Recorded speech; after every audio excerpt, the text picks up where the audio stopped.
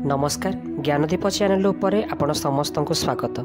आमर हिंदू समाज रे कहीं केते कालरू लोक भागवत पुराण को मानि आछंती एवं भागवत आम धर्मर प्रमुख ग्रंथ अटे। पुराणर क्रम रे भागवत महापुराणर पंचम स्थान रही एवं लोकप्रियता दृष्टि यह सबुठारु अधिक प्रसिद्ध। एथिरे 335 अध्याय 18,000 श्लोक 12टी स्कंद रही। यही भागवत महापुराण आम वैदिक संस्कृतिर पूरा इतिहास को दर्शाए। ता सहित भगवान कृष्ण एवं तांको अवतार मानक कहानी मध्य कही थाए। एही पुराण रे वेद उपनिषद एवं दर्शन शास्त्रर गूढ़ रहस्य रही। यह अति सरल भाव निरूपित करा जाय अछि। महर्षि व्यासदेव श्रीमद् भागवत महापुराण रचना करिछन्ति। श्रीमद् भागवत कथा वेद एवं उपनिषदर सार कथा को दर्शाए। नैमिषारण्य रे सौनक आदि ऋषिगण थरे यज्ञ आरंभ करिले एवं सही स्थान रे यज्ञर समाप्ति पर ऋषिगण सूत मुनि को भागवत कथा सुनाइबार आग्रह करिले। सूत मुनि को एही कथा व्यासंकर पुत्र महर्षि शुकदेव सुनाइथिले। यार पूर्वरु थरे ब्रह्मदेव मध्य देवर्षि नारद को भागवत कथा सुनाइछन्ति। सेबेठारु सप्ताह श्रवण विधि आरंभ होला एवं एही विधि रे सौनक आदि ऋषिगण देवर्षि नारद को भागवत कथा सुनाइथिले। भागवत पुराण हिंदू मानकर 18 पुराण मध्यरु गोटिए। श्रीमद् भागवतर रचना केमिति हेला ता उपरे मध्य एक कहानी रही। गोटे दिन महर्षि व्यासदेव सरस्वती नदी कूल एका बसी रही एवं मनरे किछि चिंता करुथिले। मु एते सब पुराण एवं ग्रंथर रचना करिछि, तेबे भी मोर मन एते अशांत काहेकि? तांको महर्षि व्यासदेवंकर मन को जमा भी संतुष्टि मिल पारु नथिला। से बहुत चिंतारे थिले। सेही समय रे नारद मुनि सेठाकु आसिले एवं तांकर एही विक्षिप्ति मनोभाव कारण पचारिले, किंतु निजे व्यासदेव बुझी पारु नथिले तांको एमिति लागुछि काहेकि।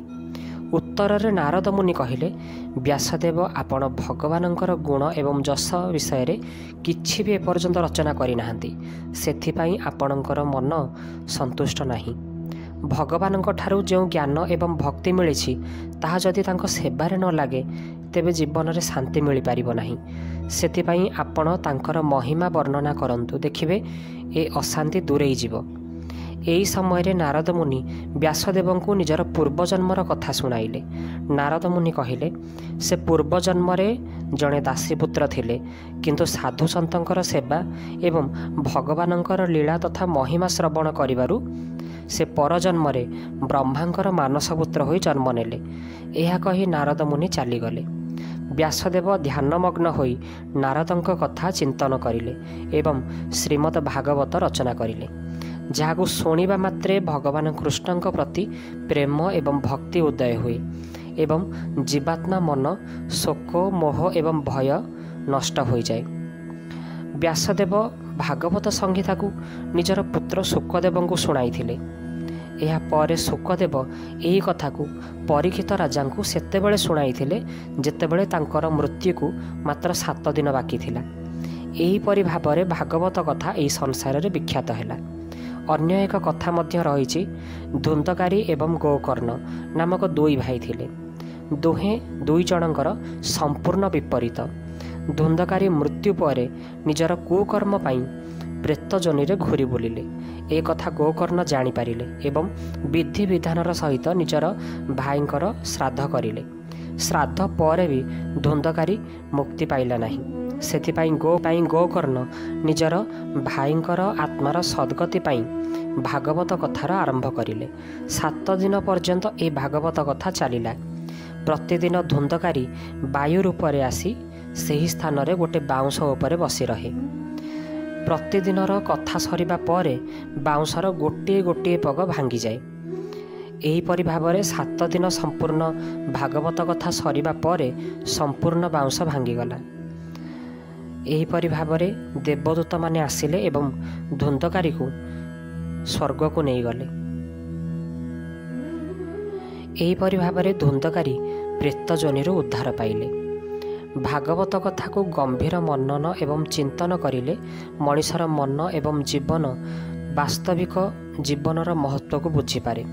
ଭାଗବତରେ ଲେଖା ଅଛି, ଯେଉଁ ଘରେ ପ୍ରତିଦିନ ଭାଗବତ ପାଠ ହେଉଥିବ ସେଠାରେ କେବେ ହେଲେ ଅକାଳ ମୃତ୍ୟୁ, ଦାରିଦ୍ରତା, ଦୁଃଖ, କଷ୍ଟ କିଛି ବି ପ୍ରବେଶ କରିପାରନ୍ତି ନାହିଁ। ସେଇ ଘରେ କେବେ ହେଲେ କଳିର ପ୍ରଭାବ ଦେଖିବାକୁ ମିଳେ ନାହିଁ। ସେ ଘରେ ଲକ୍ଷ୍ମୀ ସର୍ବଦା ସ୍ଥିର ରୁହନ୍ତି, ପିତୃପୁରୁଷମାନେ ମୁକ୍ତି ପାଇଯାଆନ୍ତି ଏବଂ ସେଇ ଘରର ଲୋକଙ୍କୁ କୃପା କରନ୍ତି। ଭାଗବତ କଥାକୁ ଗମ୍ଭୀର ମନନ ଏବଂ ଚିନ୍ତନ କରିଲେ ମଣିଷର ମନ ଏବଂ ଜୀବନରେ ଏହାର ଗଭୀର ପ୍ରଭାବ ପଡ଼ିଥାଏ। ମଣିଷ ବାସ୍ତବିକ ଜୀବନର ମହତ୍ତ୍ୱକୁ ବୁଝିପାରେ ଏବଂ ମୁଖ୍ୟ ମାର୍ଗରେ ଯାଇ ମଣିଷ ପରମାତ୍ମାଙ୍କୁ ସାକ୍ଷାତକାର କରିପାରେ। ଆଶା କରୁଛି ଭିଡ଼ିଓଟି ଆପଣମାନଙ୍କୁ ନିଶ୍ଚୟ ଭଲ ଲାଗିଥିବ। ଯଦି ଏମିତି ସବୁ ଭିଡ଼ିଓ ଆପଣମାନଙ୍କୁ ଦେଖିବାକୁ ଭଲ ଲାଗୁଥାଏ ତେବେ ଆମ ଚ୍ୟାନେଲକୁ ସବସ୍କ୍ରାଇବ୍ ନିଶ୍ଚୟ କରିବେ। ଧନ୍ୟବାଦ।